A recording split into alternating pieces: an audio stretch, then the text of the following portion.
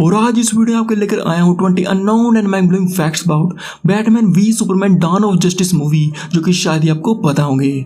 और इस वीडियो के सभी फैक्ट्स मूवी के हिसाब से क्रोनोलॉजिकल ऑर्डर में होंगे, तो बिना कुछ मिस किए वीडियो को पूरा जरूर देखना।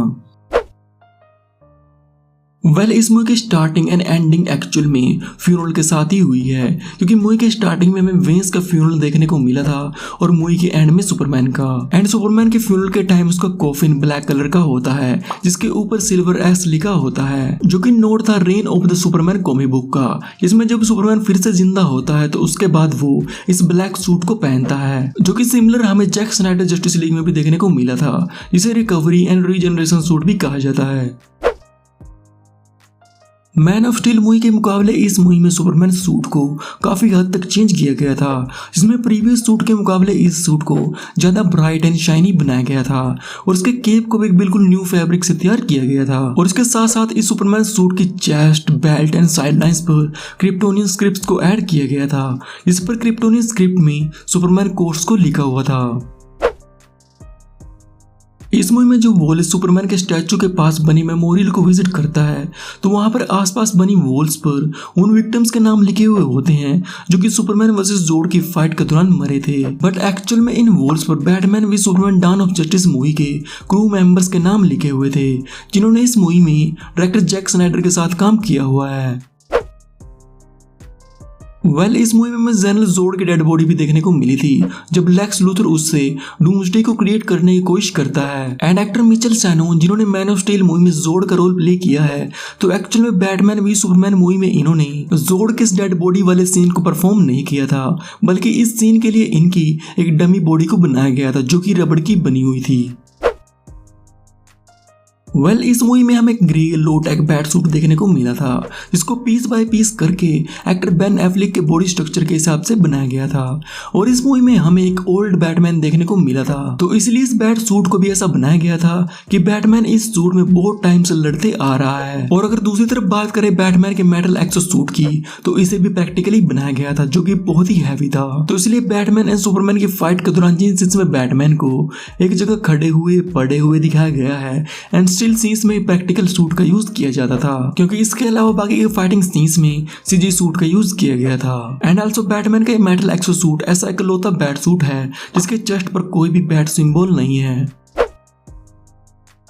इस मूवी के कई सीन्स में ब्रूस वेन को ऐसे ही सामने चलते हुए दिखाया गया है और उसके रास्ते में किसी न किसी तरह की घास फूस या फिर झाड़ियां होती हैं, जो कि ब्रूस के lack of purpose and unclarity को रिप्रेजेंट करता है। बट मूवी के एंड में सुपरमैन की डेथ के बाद ब्रूस वेन को एक क्लियर पाथ पर चलते हुए दिखाया गया है, जो कि ब्रूस के clarity of thought and sense of purpose को रिप्रेजेंट करता है कि अब उसे पता है कि उसे क्या करना है। जिसके बाद Bruce Wayne justice league team को असेंबल करता है। बैटमैन वी सुपरमैन में दिखाई गई ऑसम बैटमोबाइल भी टोटली रियल थी, जिसको स्पेशली एंड प्रैक्टिकली इसी मूवी के लिए बनाया गया था, जिसको चलाने के लिए एक स्पेशल स्टंटमैन को भी रखा हुआ था। और इस मूवी में दिखाया गया लेक्स को चेस सीन, तो इस चेस सीन को भी मोस्टली रियल बैटमोबाइल के साथ प्रैक्टिकली किया गया था, जिसमें रियल बैटमोबाइल का यूज क्लीन सोर्स में ही किया गया था। और जिन सीन्स में बैटमोबाइल को अपने आसपास की चीजों को उड़ाते हुए दिखाया गया है, तो उनमें एक डुप्लीकेट प्रॉक्सी कार का यूज किया गया था, क्योंकि director Jack Snyder real Batmobile को कोई भी नुकसान पहुंचाना नहीं चाहते थे। इस मूवी में बैटमैन के सूट में एक वॉइस मॉड्यूलेटर लगा होता है, जो कि इलेक्ट्रॉनिकली ब्रूस की ओरिजिनल वॉइस को चेंज कर देता था, क्योंकि जब एक्टर बेन एफ्लेक को बैटमैन के रोल के लिए कास्ट किया गया था, तो उस टाइम इन्होंने भी बैटमैन के लिए अपनी ओरिजिनल वॉइस को यूज करने के बारे में सोचा था। बट एफ्लेक की नेचुरल स्पीकिंग वॉइस बहुत ही ज्यादा हाई पिच्ड होने की वजह से उनकी ओरिजिनल वॉइस का यूज नहीं किया गया था, तो इसलिए इस मूवी में Ben Affleck AKA Bruce Wayne की वॉइस को बैटमैन में चेंज करने के लिए बैटमैन के सूट के अंदर ही एक वॉइस मॉड्यूलेटर का यूज किया गया था।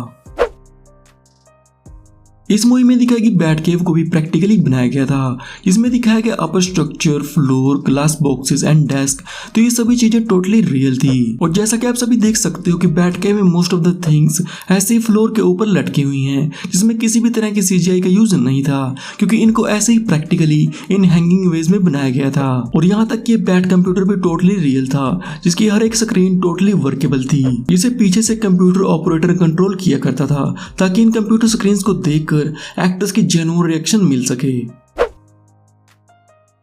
जब एक्टर बेन एफ्लेक को बैटमैन का रोल ऑफर किया गया था तो उस टाइम ये बहुत ही ज्यादा सरप्राइज थे, जो कि पहले इस रोल को करना नहीं चाहते थे। बट बाद में डायरेक्टर जैक स्नाइडर से मीटिंग के बाद जब इन्हें पता चला कि स्नाइडर किस तरह के बैटमैन को रिप्रेजेंट करना चाहते हैं, तो उसी के बाद ही बेन एफ्लेक बैटमैन का रोल करने के लिए तैयार हुए थे। इसके बाद इन्होंने अपने इस रोल की प्रिपरेशंस को करने के लिए अपना अराउंड 10 kg वजन बढ़ाया था और अपनी ऐसी बॉडी बनाने के लिए एफ्लेक को हर एक दिन 2 घंटे वर्कआउट करना पड़ता था, जो कि इन्हें बिल्कुल भी पसंद नहीं था। इस मूवी में जब भी क्रिप्टोनाइट को बैटमैन या फिर किसी ह्यूमन बीइंग के आसपास दिखाया गया है तो उस टाइम उसका कलर नॉर्मल डल ग्रीन होता है। बट जब भी क्रिप्टोनाइट को सुपरमैन यानी किसी क्रिप्टोनियन के आसपास दिखाया गया है तो उस टाइम आप क्रिप्टोनियन को ग्लो करते हुए देख सकते हो, जो कि उनकी बॉडी के हिसाब से रिएक्ट करता है। और ऐसा ही सिमिलर इफेक्ट हमें सुपरमैन एंड बैटमैन की फाइट के बीच में भी देखने को मिला था। इसमें फाइट से पहले Batman and Superman almost same height के होते हैं, बट जब सुपरमैन क्रिप्टोनाइट गैस को इनहेल करता है तो उसके इफेक्ट सुपरमैन की हाइट को भी बैटमैन से छोटा होते हुए दिखाया गया है।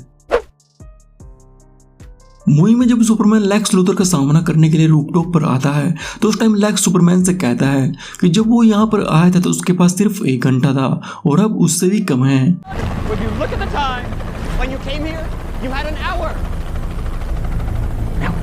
और इस मूवी का ओरिजिनल रन टाइम 2 घंटे और 54 मिनट्स है और सुपरमैन रूफटॉप पर लेक्स लूथर के सामने एग्जैक्ट 1 घंटा 54 मिनट्स पर आता है। इसके हिसाब से उस टाइम इस मूवी के खत्म होने में भी 1 घंटे से ही कम बचा था।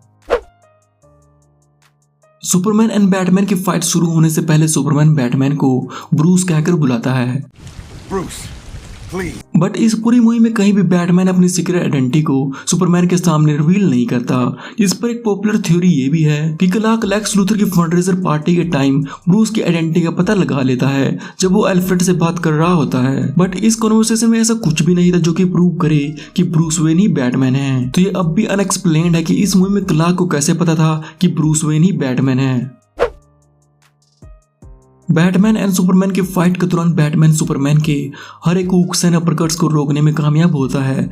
एंड अर्लियर इस मूवी में दिखाया गया था कि Bruce man of steel movie में सुपरमैन वर्सेस जोड की फाइट वीडियो को देख रहा होता है, जिसके बाद वो सुपरमैन के फाइटिंग पैटर्न्स को मेमोराइज करने के बाद इस फाइट में उसके हर एक अटैक को रोकने में कामयाब होता है।